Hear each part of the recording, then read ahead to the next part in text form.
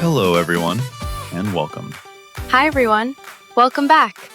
Today, we're talking about how to train your brain to speak in English. Yes, this is a very important topic because many learners know English words, but speaking feels slow, hard, or scary.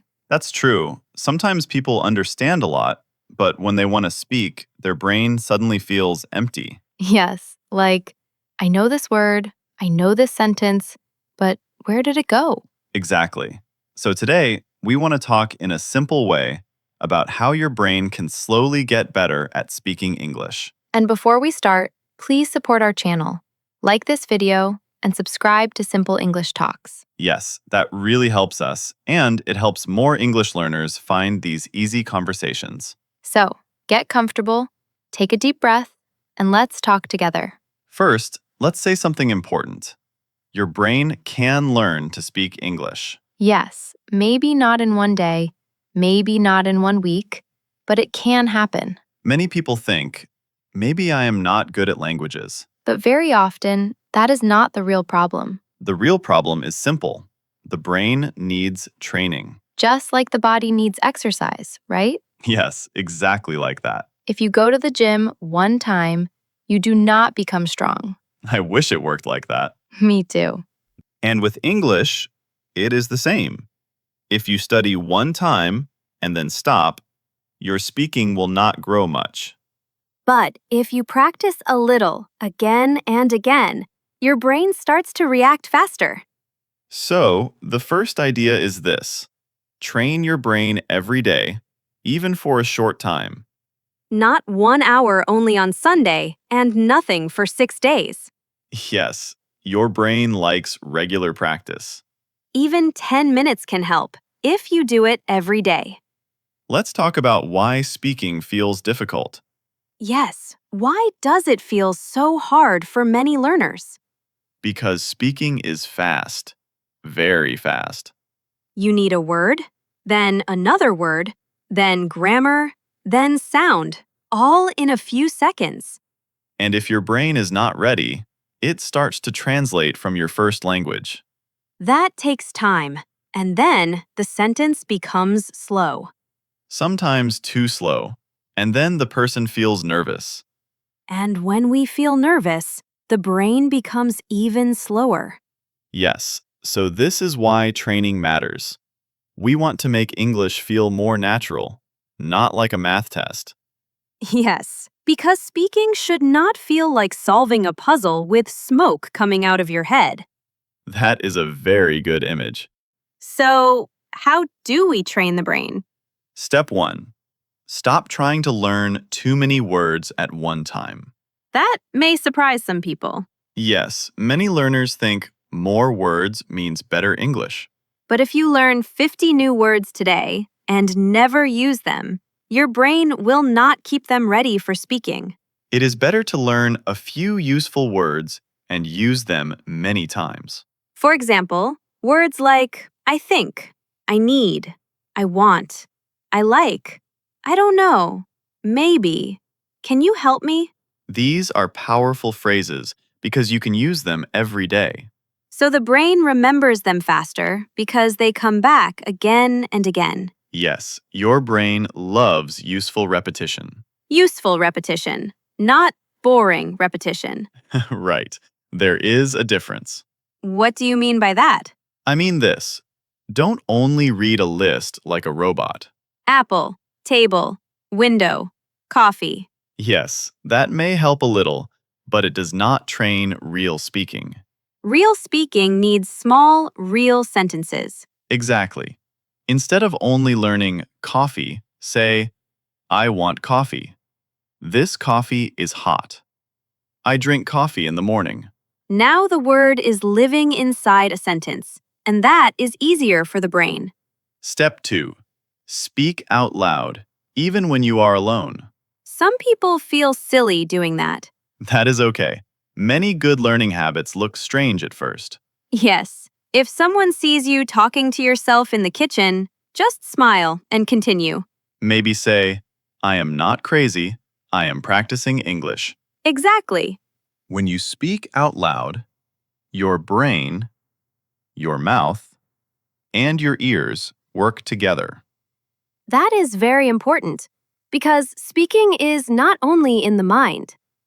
Yes, your mouth needs practice too. So, silent study is not enough? Silent study can help, but it is not enough for speaking.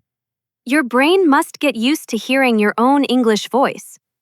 That is a beautiful point. At first, your voice may sound strange to you. That is normal. Very normal. Every learner goes through that stage. And little by little, your English voice starts to feel more natural. Step 3. Think in very small English. English. It helps people relax.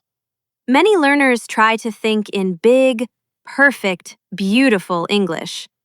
And then the brain says, no, thank you. Yes, too much pressure. So start small. When you look around, think simple things. This is my phone. I am tired. The room is quiet. I need water. These short thoughts train the brain to move directly in English. Not through translation, but directly. Yes, directly is the goal. Should learners do this all day? Not all day. That can feel heavy. So maybe a few minutes? Yes, choose small moments. When you walk, cook, clean, or wait for the bus. I like that. English can live inside your normal day. Exactly. English should not only sit inside a notebook. It wants to go outside. Yes, let your English get some fresh air. Poor English, always trapped in grammar books. We must help it escape. Another thing that helps is listening. Yes, a lot. But not any listening. Listen to easy English that you can mostly understand. This is very important because if the audio is too hard, the brain becomes tired and confused. And then speaking does not improve much. But when you listen to simple English often, your brain starts to notice patterns. Yes, not only words, but patterns. Like, I'm going to. Do you want to? I don't feel like. That sounds good. When you hear these many times, your brain begins to save them like ready-made pieces. Then when you speak, you are not building every sentence from zero.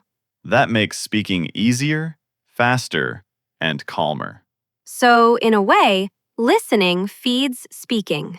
Yes, very much. I think some learners feel bad because they are listening a lot, but not speaking enough. That can happen, so we need balance. Listen, and then repeat. Yes, repeat short lines. Pause the audio and say the sentence. Copy the rhythm, copy the sound, copy the feeling. It is like borrowing a little English jacket until it fits you too. That is a nice way to say it. This is sometimes called shadowing. Yes, but let's keep it simple. Hear a sentence, then say it. Don't worry if your sound is not perfect. Perfect is not the goal. Clear is the goal. And confidence is the goal too. What about fear? Fear is a big one. Many people are afraid to make mistakes. Yes, and that fear can block the brain. The person knows something, but fear closes the door. So we need to teach the brain that mistakes are okay. That is not always easy. No, but it is possible. How can someone do that? First, say this to yourself. I am learning, so mistakes are normal. That simple sentence can help a lot. Second, don't wait to speak until your English is perfect. Because that day may never come. Exactly. Speak with the English you have now. Yes, use what you know today, and tomorrow you will know a little more. Step by step, not all at once. I also think learners should celebrate small wins, Like what? like saying one sentence without stopping, or understanding a short video, or asking one question in English. Yes, These small moments matter, They tell the brain, look, we can do this. and that builds trust. Yes, trust in yourself. I want to talk about another habit, answering simple questions. That is a great habit. For example, ask yourself, what did I do today? Then answer. I worked. I cooked lunch. I watched a video. Or ask, what do I want this week? I want rest. I want to study. I want to speak more. These little question and answer moments are very helpful. Yes, because real conversation is often questions and answers. So you are training for real life, not just for a test. Exactly. What about writing? Can writing help speaking? Yes, if you use it the right way. What is the right way? Write short things that you want to say in real life. Like, how are you? I'm a little busy today. Can we talk later? I like this song. Then read them out loud. So writing becomes speaking practice too. Yes, but keep it short and useful. Not a long essay about the history of the potato. Unless you really love potatoes. That would be a very special podcast episode. Today, we train your brain with potatoes. Please no. Okay, back to English. Another helpful idea. Use the same sentence in different ways. Yes, that is powerful. For example, I want to learn English. Then change it. I want to learn English faster. I want to learn English at home. I want to learn English with videos. This teaches the brain to move words around. And that builds flexibility. Flexibility is like, the brain can play more easily with English, Yes, that's a very good way to say it. and when the brain can play, speaking feels lighter. Much lighter. I also think routine helps. What kind of routine? A simple one. Maybe every morning, listen for 5 minutes, speak for 5 minutes, and think in English for 2 minutes. That is excellent. It is small, but it is real. Big plans often fail because they feel too heavy. But small plans are easier to keep. And what you keep doing changes your brain. Yes, this is the heart of the topic. Not magic, not talent only, but daily training. Can people improve even if they start late? Of course. Even adults? Yes, even adults. That is good to hear, because some people think, I am too old. No, you are not too old to improve. Maybe you need patience, but growth is still possible. Very possible. What should someone do when they forget words in the middle of speaking? First, do not panic. Easy to say, but yes. Try another simple word. Or explain the idea in an easy way. For example, if you forget borrow, you can say, take for a short time and give back. That is a great skill. Yes, because real communication is not only perfect words, it is finding a way to express your meaning. And when learners do that, they feel stronger. They do. What about pronunciation? Should learners focus on it a lot? A little, yes, but not too much in the beginning. So, understand first, speak clearly, and improve sound slowly. Exactly. The goal is not to sound like someone else. The goal is to be understood. That can take pressure away. A lot of pressure. Do you think learners should talk to themselves in front of a mirror? Yes, that can help. It sounds a little funny, but I agree. When you use a mirror, you can see your face, your mouth, and your expression. And maybe you feel like you are talking to a real person. Yes, it makes practice feel more alive. Another good habit, record your voice sometimes. Yes, that can be very useful. Some people do not like hearing their own voice. Almost everyone feels that way at first.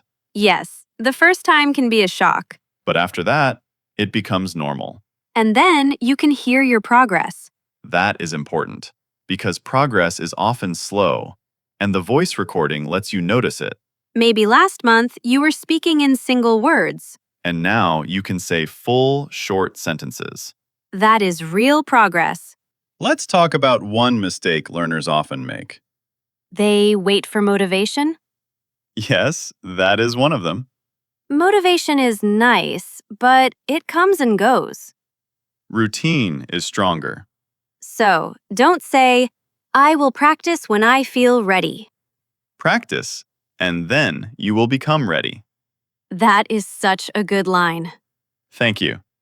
I think another mistake is comparing yourself to advanced speakers. Yes, that can be painful. You listen to someone very fluent, and then you feel small But that comparison is not fair. because they are at a different stage, Yes, compare yourself to your past self. not to someone else. Ask, am I a little better than last month? If the answer is yes, keep going. Even a small yes is still yes. I like that. Before we finish, let's imagine a beginner listening right now. Maybe this person feels shy, slow, and a little tired. What would you say to them? I would say, please be kind to yourself. Beautiful. Your brain is learning something new, and that takes time. Yes. Do not call yourself bad at English just because today was hard. Hard days are part of learning. Keep listening. Keep speaking. Keep trying simple sentences. And trust small daily practice. And what would you say? I would say, do not wait for perfect English to begin your life in English. That is lovely.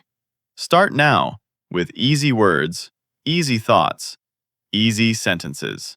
Little by little, your brain will build new paths. And one day, speaking will feel less heavy and more natural, Not because you became magic. but because you trained. Yes, the brain gym. Welcome to the Brain Gym. No heavy shoes needed. Only patience and a little courage. And maybe a cup of tea. Tea always helps. We hope this conversation made you feel more relaxed about speaking English. And we hope it gave you a simple and friendly way to practice. Thank you so much for listening. Thank you for spending this time with us. If you enjoyed this video, don't forget to subscribe and write in the comments what topic you want in the next episode. If you enjoyed this video, don't forget to subscribe and write in the comments what topic you want in the next episode.